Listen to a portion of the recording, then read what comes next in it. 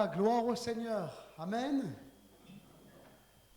Là, on va ensemble partager la pensée de ce soir, le message de ce soir. Et on va parler sur cette thématique, comment faire pour prier Dieu. Comment faire pour prier Dieu. Lorsqu'on découvre l'Évangile, qu'on apprend à connaître Dieu, l'une des premières questions qu'on peut se poser, c'est comment on fait pour s'approcher de Dieu, comment on fait pour prier, qu'est-ce qu'on doit dire, est-ce qu'on doit réciter, est-ce qu'on ne doit pas réciter, est-ce qu'on doit utiliser un chapelet, un objet, quelque chose. Comment fait-on pour prier? C'est quoi la prière? Comment on s'approche de Dieu, tout simplement. Et au travers d'une lecture biblique, on va voir ensemble, on va analyser deux attitudes. L'attitude de deux hommes, de deux personnes qui vont s'approcher de Dieu. Un va avoir la bonne attitude, l'autre est complètement à côté de la plaque. Pourtant, celui qui est complètement à côté de la plaque, il croit être bien devant Dieu. Et l'autre qui a la bonne attitude, il croit être complètement à côté de la plaque. Il a l'impression qu'il est perdu, l'impression qu'il est... Voilà. Et on va voir un peu qu'est-ce qui distingue ces deux hommes réellement. Alors, je vous invite à faire une lecture avec moi dans Luc chapitre 18, Évangile selon Luc, au chapitre 18. Luc 18.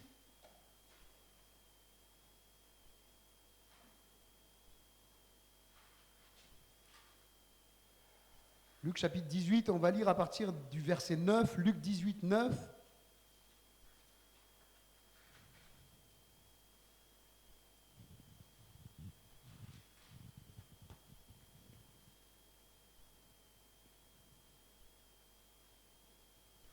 À la projection, il est plus rapide que moi. Hein. Ok, Luc chapitre 18, verset 9. Ah, Luc 18, 9. C'est pas grave, hein. De toute façon, je commence la lecture, mais il n'y a pas de souci. Luc 18, chapitre 18, à partir du verset 9, super. Il dit encore cette parabole, cette image, donc c'est Jésus qui parle, en vue de certaines personnes se persuadant qu'elles étaient justes et ne faisaient aucun cas des autres. Donc voici l'image que Jésus donne. Deux hommes montèrent au temple pour prier. L'un était pharisien et l'autre publicain. Le pharisien, debout, priait ainsi en lui-même. « Ô Dieu, je te rends grâce de ce que je ne suis pas comme le reste des hommes, qui sont ravisseurs, injustes, adultères, ou même comme ce publicain-là. Je jeûne 2 fois la semaine. Je donne la dîme de tous mes revenus. » Le publicain, se tenant à distance, n'osait même pas lever les yeux au ciel, mais il se frappait la poitrine en disant « Ô Dieu, sois apaisé envers moi, qui suis un pécheur. » Je vous le dis, celui-ci descendit dans sa maison justifié plutôt que l'autre. Car quiconque s'élève sera baissé, et celui qui s'abaisse sera élevé. Gloire à Dieu. Alors comment faire pour prier? Voyons, analysons pendant quelques instants l'attitude de ces deux hommes. Comment ces deux hommes se sont adressés à Dieu? Quelle était leur façon de s'adresser à Dieu? Nous voyons dans cette image que Jésus donne, qu'il est fait mention de deux hommes. Et on va voir un petit peu. Le premier point de ce message, tout d'abord, comment faire pour prier Dieu? Eh bien déjà, venir avec sincérité. Venir avec sincérité. On voit ici un pharisien. Donc un pharisien, qu'est-ce que c'est? C'est une personne qui appartient à une branche religieuse du judaïsme et de l'époque et qui imposait, parce que bon, aujourd'hui les pharisiens, si vous regardez, ça n'existe plus, mais à l'époque il y avait plusieurs branches religieuses. Si vous regardez dans la Bible, il y avait les Sadducéens, il y avait les pharisiens, il y avait les scribes, on trouve même quelques mentions des Esséniens. Alors voilà, il y avait plusieurs branches religieuses, plusieurs courants religieux dans le judaïsme même. Et en fait, pharisien était une branche religieuse du judaïsme qui imposait une application stricte de la loi de Moïse, se permettant même d'y ajouter quelques petites choses comme ça de leur tradition que la loi même ne mentionnait même pas. La loi de Moïse ne le mentionnait même pas. Donc en fait, le pharisien, en résumé, c'est quoi? C'est celui qui dit, Dieu, dans la loi de Moïse, il a oublié ça, donc moi je vais le rajouter. C'est un petit peu ça, quelque part. On en est un petit peu là. Et Jésus n'a cessé de reprocher aux pharisiens leur dureté de cœur, mais aussi leur hypocrisie. Il dira d'eux, ils disent, mais ne font pas. Il va même aller jusqu'à dire, faites ce qu'ils disent, mais ne faites pas ce qu'ils font.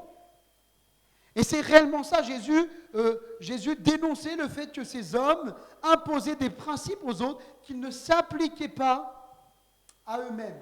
Je vous donne un exemple concret pour que vous compreniez un peu où est-ce qu'on en est avec ce type de personnes. Ce type de personnes, la loi de Moïse dit que si une femme et un homme sont surpris en flagrant délit d'adultère, on les prend tous les deux et on les lapide. Bon, je sais, c'est un peu dur, mais c'était à l'époque. On les prend et on les lapide. Et voyez-vous ce que vont faire ces hommes? Ils vont attraper une femme qui est surprise en flagrant délit d'adultère. Déjà, on peut se demander quel était leur motif pour surveiller cette femme. Enfin bref, ils prennent une femme qui est surprise en flagrant délit d'adultère, mais bien sûr, pour commettre un adultère, on peut le faire tout seul, bien évidemment, c'est connu. Un adultère se pratique tout seul. Non, ça se pratique à deux. Mais là, bizarrement, étrangement, ils prennent que la femme. Voyez-vous un peu l'hypocrisie dans laquelle ils étaient. La loi de Moïse dit, vous prenez les deux et les deux seront mis à mort. Et eux, qu'est-ce qu'ils font? Ils prennent la femme et ils veulent la lapider. Et Jésus vraiment les ramène sur l'hypocrisie et le péché qu'il y a dans leur cœur. Et ça, c'est réellement cet homme qui va venir et qui va adresser des éloges comme ça à Dieu. La prière même de cet homme, si on relit la prière de cet homme ensemble, on voit qu'elle n'est pas sincère. Hein, le pharisien, il se tient debout. Oh Dieu, je te rends grâce de ce que je ne suis pas comme le reste des hommes qui sont ravisseurs, injustes, adultères. Il voit les autres, mais il ne regarde pas son propre péché. Ou même comme ce publicain, il va jusqu'à condamner un pauvre homme qui est là. Moi, je fais ceci, je jeûne, je donne ma dîme, je fais cela. Il veut se faire paraître pour quelqu'un de bien devant Dieu. Même nos plus belles œuvres ne sauraient plaire à Dieu si le cœur ne lui appartient pas. Mais cet homme-là, il était persuadé, mais il n'était pas sincère. Et puis, il y a un publicain. Alors, je vais vous expliquer un peu pour ceux qui, peut-être, l'ignoraient, ce qu'est un publicain. Un publicain, c'est un collecteur d'impôts, un péager. Hein, c'est quelqu'un qui travaille pour l'Empire romain. Ils étaient détestés des Juifs parce que considérés comme traîtres. Traîtres parce que déjà, ils se sont mis à la solde de l'Empire romain. De ce que souvent, on trouvait les péagers là, à l'entrée des villes et puis ils demandaient de sortir le porte-monnaie, hein, si vous voyez ce que je veux dire. Et puis, ils étaient durs dans leur façon de... Si tu n'as pas l'argent, tu ne passes pas. Il n'y a pas de... On négocie pas, il n'y a pas de ça. Tu n'as pas l'argent, tu ne passes pas. Et ça allait même plus loin. C'est que l'Empire romain imposait une certaine somme d'argent, une somme qui était établie pour l'impôt, pour les différents endroits de passage, etc. Mais il laissait la liberté aux publicains, donc aux collecteurs d'impôts, de se faire son petit bénéfice, si vous voyez ce que je veux dire. Donc, rarement, les collecteurs d'impôts disaient, bon, moi je vais me faire un tout petit bénéfice, je fais juste ça pour gagner un petit peu ma vie, moi c'est pas... Non, ils se faisaient de l'argent à tel point que Zachée, qui était publicain, collecteur d'impôts, Zachée va dire, si j'ai fait tort à quelqu'un, je lui rends le quadruple, parce qu'il était conscient dans sa conscience qu'il avait fait tort à des gens. Et forcément, si l'Empire romain, hein, on ne va pas prendre avec l'argent de l'époque, mais demander par exemple 2 € au péage, eux ils allaient en demander 20 quoi. Et puis le reste, les 18 autres euros, c'était dans leur poche. Un publicain qui était détesté, c'était réellement ça, la situation du publicain, il était considéré comme un pécheur, comme un paria. Et ce publicain, lui, va s'approcher de Dieu avec sincérité. Il ne fait pas de faux semblants. Il ne vient pas, bon Dieu, tu sais. Non, il vient avec son cœur. Il vient chercher un contact avec Dieu. Il ne vient pas faire de faux semblants. Il ne vient pas faire de la figuration. Il vient sincèrement devant Dieu et il déballe son cœur devant Dieu. Il reconnaît son état. Il est sincère devant Dieu. C'est le premier point, venir avec sincérité. Le deuxième point, c'est de prier avec son cœur. Celui qui repart justifié, c'est-à-dire qui a été rendu juste par Dieu, celui auquel la prière va être exaucée, ce n'est pas celui qui a prononcé des belles paroles, des belles récitations, mais celui qui parle à Dieu avec son cœur. Ce que Dieu veut, c'est notre cœur. Et avec Dieu, c'est toujours une histoire de cœur. Dans Proverbes chapitre 23, verset 26, Dieu va formuler ce souhait ardent qu'il a dans son cœur et qui est toujours valable pour aujourd'hui. Il dit, mon fils, donne-moi ton cœur. Ce que Dieu est intéressé, ce n'est pas par notre apparence, ce n'est pas par peut-être notre stature sociale, c'est réellement nos cœurs. Ce que Dieu veut, c'est nos cœurs.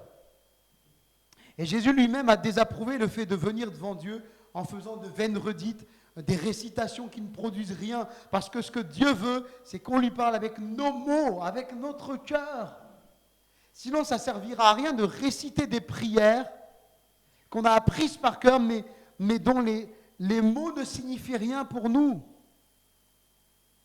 Je vous donne un exemple très simple. La religion, pendant des siècles, a fait apprendre la prière de Notre Père. Donne-nous aujourd'hui notre pain quotidien. Qui mange encore à chaque repas du pain? Levez la main un peu que je vois. Vous n'êtes pas obligé. Ok, il y a une personne qui mange encore du pain. Ça aurait quoi comme sens que je demande à Dieu de me donner du pain quotidien si je ne mange pas de pain, si je ne suis pas un mangeur de pain? Ça serait inutile, vous êtes d'accord avec moi? Donc en fait, je prierai, je demanderai à Dieu de me donner du pain, et puis si Dieu me donnait du pain, je dirais non, en fait, j'en ai pas besoin, je ne mange pas de pain, moi. Vous voyez? Donc en fait, quand Jésus nous laisse la prière du Notre Père, c'est parce que derrière, les apôtres disent « Enseigne-nous, donne-nous un enseignement ». Il ne dit pas « Mais Jésus, on veut savoir comment on doit réciter la prière. Jésus, s'il te plaît, prie, on t'écoute, et puis ensuite on récitera ce que tu dis. » Non, dit Jésus, là, maintenant, on est là ensemble, donne-nous un enseignement. On a besoin d'être enseigné. Enseigne-nous à prier. Et quand on connaît la longue, peut-être un peu moins aujourd'hui, mais la longue histoire du pain, qui était même parfois l'aliment de base de l'alimentation, c'est-à-dire qu'on ne pouvait rien avoir, mais si on avait du pain, c'était bon, quoi. Et bien c'est ça, en fin de compte, ce que Jésus disait, c'était, en fait, demande à Dieu ce que tu as besoin. Demande à Dieu ce que tu as besoin. Donc vous voyez, si même on récitait la prière Notre Père, elle deviendrait complètement stérile et vaine. Pourquoi? Parce qu'il n'y aurait que des mots. Moi je me souviens, alors je ne dirai pas qui, parce que c'est quelqu'un de ma famille, et si cette personne regardait la vidéo sur YouTube, je ne veux pas qu'elle se sente jugée, et puis bon, la personne ne s'en souviendra pas, il n'y a pas de souci. Mais je me souviens d'une personne de ma famille qui était fâchée avec quelqu'un d'autre depuis des années. L'autre avait fait des tentatives en disant « Mais je te demande pardon, pardonne-moi ». Il n'est pas pardonné. C'était pas chrétien, ils ne sont pas chrétiens, mais il y a un enterrement qui a lieu, donc je n'avais pas vu cette personne depuis quelques années. Et le prêtre, parce que c'est dans une église catholique, le prêtre fait réciter la prière Notre Père. Et moi, je me dis, moi qui étais chrétien déjà depuis quelques années, je me frottais les mains à l'idée de voir qu'est-ce qu'allait faire cette personne au moment fatidique du « pardonne-nous nos offenses, comme nous aussi nous pardonnons ». Je voulais voir ça. Et personne « pardonne-nous nos offenses, comme nous aussi nous pardonnons à ceux qui nous ont offensés ». Hé, qu'est-ce que tu racontes là? T'as pardonné? Ben attends, viens, on va voir l'autre personne et on va voir si tu lui as pardonné. Vous voyez un peu, ça devenait une prière religieuse. Et ce que Dieu veut, c'est pas de la religion. Ou alors, si Dieu veut une religion de toi, c'est qu'une chose, c'est que lui soit ta religion. Pas une religion évangélique, pas une religion catholique, pas une religion protestante, musulmane, juive, tout ce que tu veux. Ce que Dieu veut, c'est que lui soit ta religion. C'est-à-dire que tu sois relié véritablement à Dieu. Avec Dieu, c'est une affaire de cœur. Prier avec son cœur. Le troisième point, c'est reconnaître son état devant Dieu. Reconnaître son état devant Dieu. On voit cet homme qui s'approche de Dieu et qui ne reconnaît pas son état. Pourtant, il est pécheur comme tous les autres. Il suffisait que simplement Jésus, bon alors là c'est une image qui est utilisée, mais lui dise, attends, comme il a dit, vous savez, quand un jour Jésus voit un homme venir à lui et dit, quand tu étais sous le figuier, je t'ai vu. Alors qu'il n'y était pas, il dit, quand tu étais sous le figuier, moi je t'ai vu. Imaginez si maintenant Jésus disait à ces hommes, tu sais là, quand tu étais en train de convoiter une femme là, moi je te voyais là. Quand tu étais en train de frapper ta femme, moi je te voyais. Quand tu étais en train de mentir à ton collègue là, je te voyais. Ah, si cet homme-là, dans le temple, oh, je te loue dessus. Mais tu dis ça, mais tu donnes la dîme, mais derrière tu voles aux autres. Tu crois que je ne vois pas ça? Vous voyez? Et il n'était pas capable de reconnaître son état. On voit que devant Dieu, quand on se présente devant Dieu, il faut venir avec humilité. Déjà, il faut qu'on prenne conscience d'une chose. Vous savez, aujourd'hui, on est dans le siècle, on a changé de siècle. On est passé d'un siècle parfois trop rigide, légaliste, dur, et ça, ce n'est pas que dans le milieu chrétien, hein, c'est-à-dire même au sein des non-chrétiens, il y avait une forme de rigidité qui était là, dans le siècle précédent. Et maintenant, on est passé dans un autre siècle, c'est le siècle du laxisme. Tu peux être pote avec tout le monde, Tu peux tutoyer tout le monde sans jamais leur demander leur autorisation. Tu peux même insulter le président de la République. Vous voyez, on en est là, en fait, dans ce siècle-là. Mais il y a une chose qu'il nous faut prendre conscience. Et que peut-être, il serait important de rappeler à toute personne. C'est que Dieu n'est pas notre pote. Dieu, c'est pas notre pote. On n'arrive pas en mettant une tape sur l'épaule de Dieu. Alors, ça va mon pote, tranquille. C'est pas notre pote. Dieu, c'est le créateur de l'univers. C'est celui qui bouge le petit doigt et on est écrasé comme des fourmis. C'est celui qui a le pouvoir de vie et de mort sur nos vies quand même. C'est le Dieu tout-puissant. Bien sûr, un Dieu d'amour, un Dieu de compassion, un Dieu de grâce, mais un Dieu tout-puissant, un Dieu créateur. Bon, j'ai pas eu une image, moi, parce que j'ai pas grandi dans un milieu chrétien, donc l'image du respect paternel, je n'ai pas trop connu, à vrai dire. Je vous avoue, je n'ai pas trop connu. Bon, mon père, je ne le respectais pas, je ne l'aimais pas. Mais aujourd'hui, j'essaye de voir la relation que j'essaye de tisser avec mes enfants. Et je me dis, si ma fille demain me manquait de respect, je dis ma fille parce que c'est la plus grande, si ma fille me manquait de respect, mais à un moment, je la reprendrai. Et j'aurai raison de la reprendre. Parce que autant que moi, je dois la respecter, elle doit me respecter. Je vais même vous dire autre chose, j'ai encore un peu de temps. Je vais vous dire quelque chose qui m'a choqué. Dernièrement, pourtant j'ai grandi dans des milieux comme ça. Bon, ma mère, non, savait se faire respecter, il n'y a pas de souci. Mais j'ai grandi dans des milieux, dans les cités, etc., où je voyais même des potes parler à leurs parents. Je me disais comment ils peuvent parler à leurs parents. Et là, j'avais un rendez-vous médical. Je rentre dans la salle d'attente, je m'assois, et puis il y avait plusieurs box, en fait. Donc je ne pouvais pas voir, etc. Mais j'entendais une voix, comment elle parlait à sa mère. Puis je vous passe les noms d'oiseaux et les mots qu'elle disait à sa mère. Je me dis, les ados, franchement. Les ados, mais plus aucun respect. Dans quel siècle vit-on? Ces ados, quel ingrat. Et je décide par curiosité, parce que je suis curieux, je dois vous l'avouer, je suis curieux, c'est comme ça. Je décide de me lever, de sortir un peu de mon box et de voir qui était cette personne qui parlait à sa mère. La gamine, elle avait 8-9 ans. 8-9 ans. Elle parlait à sa mère, excusez-moi, mais même un chien, on ne parle pas comme ça. Mais il y a une chose que j'ai compris. C'est qu'à un moment, la mère lui dit, ouais, non, mais elle lui dit, tu dis ça, mais tu veux que je le dise, toi aussi, que tu es toujours en train de m'insulter? Et là, j'ai compris une chose. Comment tu veux imposer du respect autour de toi si toi-même, tu ne respectes pas les autres? Ton autorité, elle ne vaut rien. Ton autorité, elle est minable. Et vous voyez, c'est exactement, finalement, de ce que disait l'enfant, bien évidemment, que ce que sa mère faisait, et elle voulait que sa fille la respecte. Et devant Dieu, il faut venir avec humilité, avec respect. Regardez l'attitude de ce pharisien. Il se compare aux publicains, aux pécheurs, parce que comme si lui n'était pas pécheur, au passage, il se met en avant, il se donne de l'importance. Le résultat, il est où? Il est qu'il est rejeté par Dieu. Il est rejeté de Dieu. Sa prière n'est pas exaucée. Mais oui, tout simplement, pourquoi? Parce que aucune de nos paroles, aucune de nos actions ne peuvent impressionner Dieu. Dieu, il n'est pas impressionné par nos paroles. Dieu, il n'est pas impressionné par nos actions. Il est le Dieu Tout-Puissant. Il connaît et il lit dans nos cœurs comme dans un livre ouvert. Et le publicain, lui, il implore la pitié de Dieu. Pardonne-moi, je suis un pécheur. Il n'ose même pas, il est comme ça, il n'ose même pas lever les yeux. Il se sent tellement pitoyable, tellement indigne. Il reconnaît son état de pécheur. Et le résultat pour cet homme, c'est qu'il repart chez lui et sa prière est exaucée de Dieu. Il dit, aie pitié de moi, pardonne-moi, et il repart de ce temple pardonné de Dieu. C'est extraordinaire, parce qu'il a fait naturellement ce que Dieu attendait de lui, venir avec humilité, reconnaître son état devant Dieu, reconnaître que je suis pécheur, il reconnaissait qu'il était pécheur, et il a demandé pardon à Dieu. Sois apaisé envers moi, qui suis un pécheur. Je fais une petite parenthèse sur ce « sois apaisé envers moi » parce qu'il avait compris une chose. Est-ce qu'il en avait connaissance? Je ne sais pas. Il avait compris une chose, c'est qu'il était pécheur. Mais je ne sais pas si vous êtes déjà arrêté, et c'est là où ça m'interpelle. Je ne l'ai pas noté dans mes notes, là, mais ça m'interpelle en lisant ça. « Sois apaisé envers moi ». Il avait compris une chose, c'est que la colère de Dieu était sur lui. et que la colère de Dieu avait besoin d'être apaisée.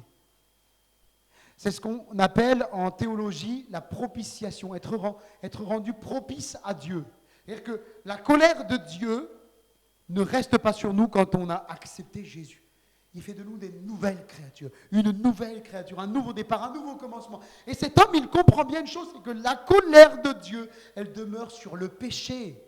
Pourquoi ? Parce que Dieu aime le pécheur et il veut que le pécheur demande pardon. Celui qui a fait le mal, qui vit dans le mal, qui vit loin de Dieu, demande pardon, mais il ne peut supporter le péché.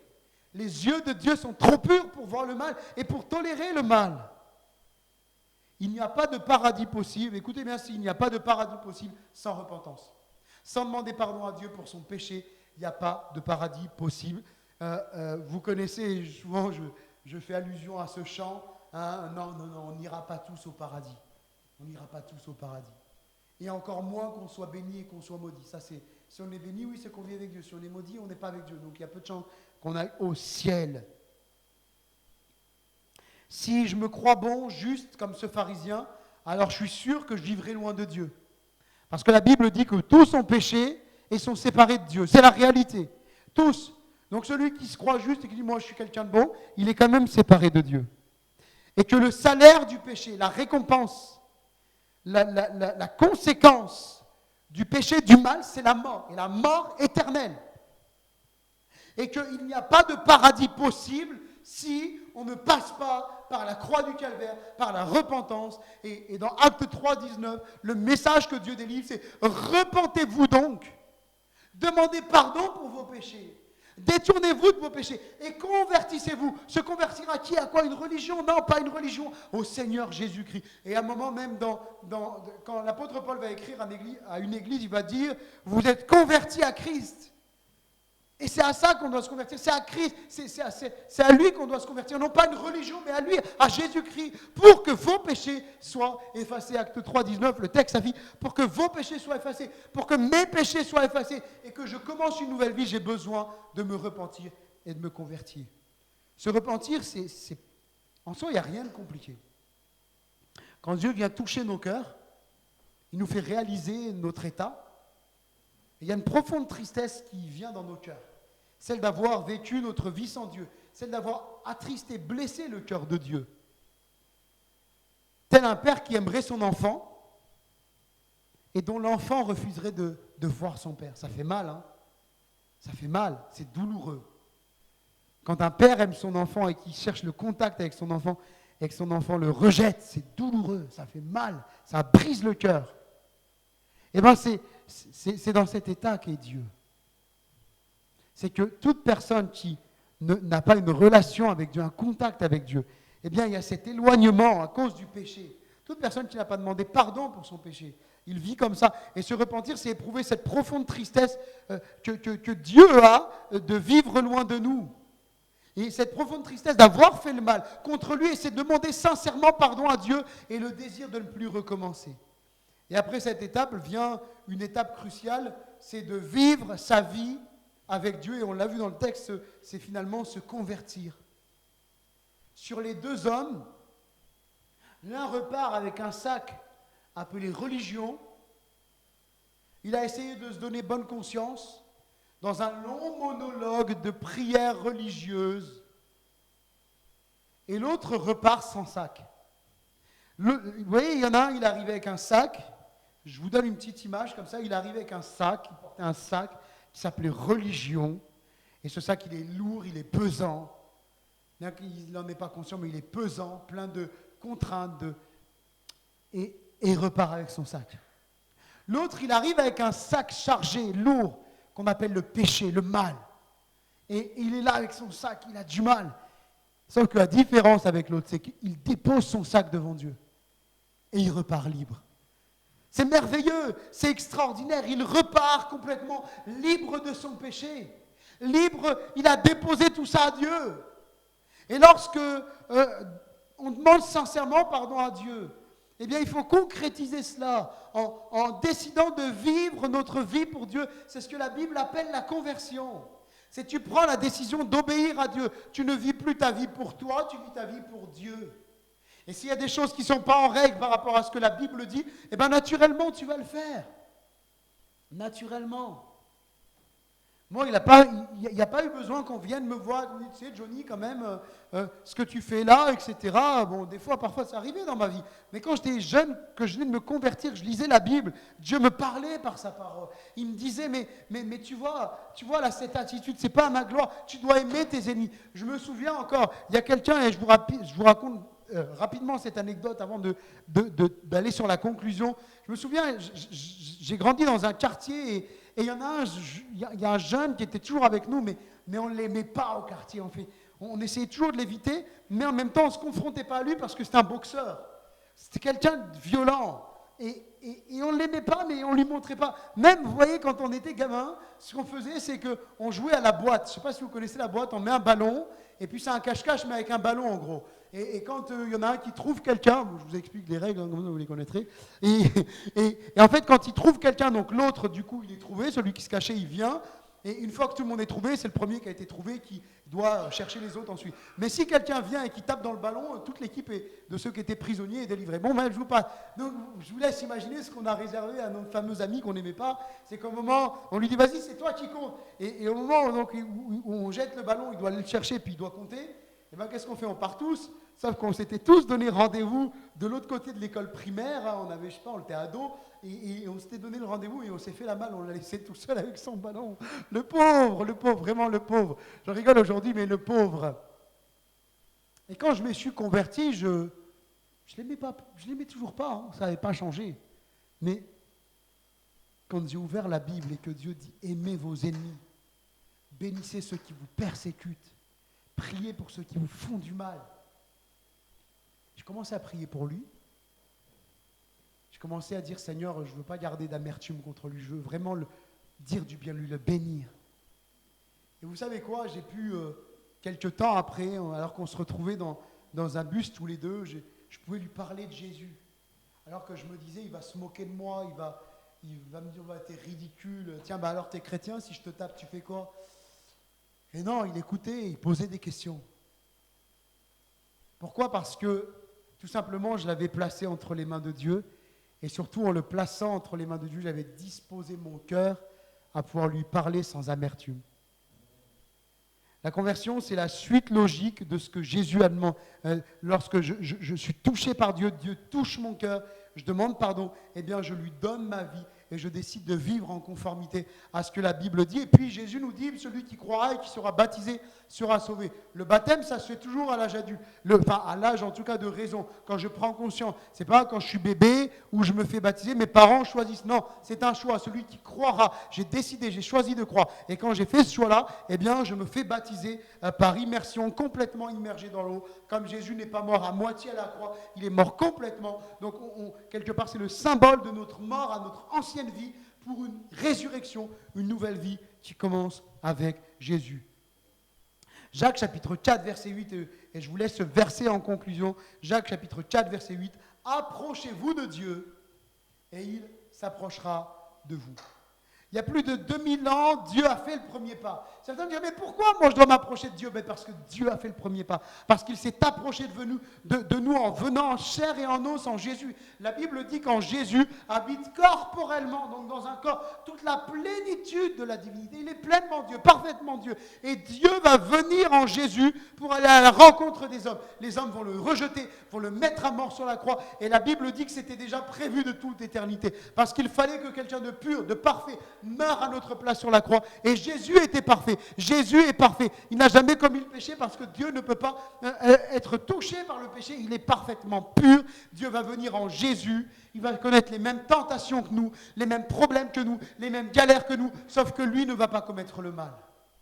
Il va être rejeté des hommes. Et la Bible dit que la condamnation qui devait reposer sur nous, à cause du péché, la condamnation d'aller en enfer, elle est tombée sur lui à la croix. Les puissances des ténèbres, le diable et les démons se sont réjouis quand Jésus a été cloué à la croix. Ils ont frappé des mains, mais 3 jours après, ils ont été terrassés. 3 jours après, le Christ est ressuscité. Et il donne le pouvoir à tous ceux qui donnent leur cœur à Jésus de devenir enfants de Dieu et de commencer une nouvelle vie avec Jésus. Qu'on ait 20 ans, 30 ans, 80 ans, 95 ans, 100 ans. Il est possible de commencer une nouvelle vie avec Jésus, où nos péchés sont effacés. Dimanche à Dijon, il n'y aura pas de culte ici, et dimanche à Dijon, on va avoir un service de baptême. Et le témoignage de ce jeune, si jamais il y en a qui y seront, eh ben, vous entendrez le témoignage de ce jeune. Ce jeune me disait, quand il me parlait, il me disait, mais en fait, quand j'ai demandé pardon à Jésus, quand j'ai pris conscience et j'ai demandé pardon à Jésus, je lui dis, bah alors, il s'est passé quoi? Il me dit, je me suis senti libéré, soulagé d'un poids. Et bien tu vois, c'est ça, quand on donne son cœur à Jésus, on est soulagé du poids de nos péchés, il nous libère, il fait de nous des personnes nouvelles. Jésus est mort sur la croix, ses pieds, ses mains ont été ensanglantés, on a craché sur lui, on a mis une couronne d'épines, on l'a fouetté, on l'a maltraité, on l'a injurié, tout ça à cause de toi. C'est à cause de toi que Jésus est mort, c'est à cause de moi que Jésus est mort, pour nous pardonner, pour te pardonner, pour que tu commences une vie nouvelle. Il est mort sur la croix et on a tous un choix à faire. Le choix de choisir Jésus ou de le rejeter. Ne pas choisir, mon ami, c'est déjà avoir choisi. Ne pas choisir, c'est déjà avoir fait son choix de vivre loin de Dieu. Alors choisis Jésus, choisis la vie.